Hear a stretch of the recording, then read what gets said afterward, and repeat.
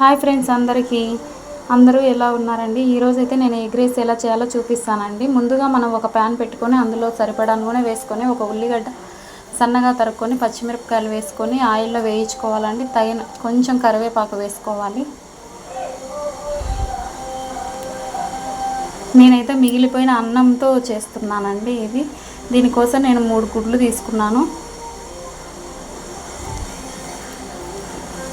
3 eggs పగలగొట్టి వేసి ఒక చిటికెడు పసుపు వేసి ఆ ఎగ్కి సరిపడా ఉప్పు వేసి కలబెట్టాలండి.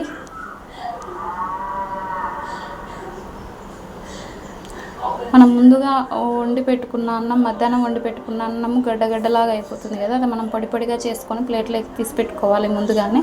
తర్వాత అందులోకి అన్నం వేయాలి.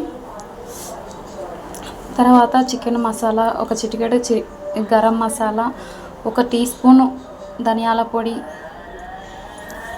మనకు రుచికి సరిపడా కారము, కొంచెం టేస్టింగ్ సాల్ట్ వేసానండి. అది మీ ఇష్టం, వేసుకుంటే వేసుకోవచ్చు, లేదంటే లేదు. సోయా సాస్ వేసి కలబెట్టాను.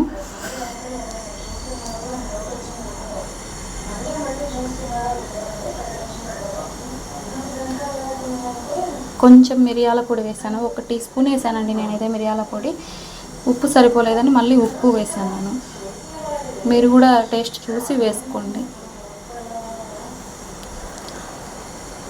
అందులోనే కొంచెం కొత్తిమీర వేసి బాగా కలబెట్టండి. సిమ్లో పెట్టుకొని బాగా కలబెట్టండి పొగలు వచ్చేంత వరకు. మీకు ఇది నచ్చితే సబ్స్క్రైబ్ చేయండి ప్లీజ్. Thank you.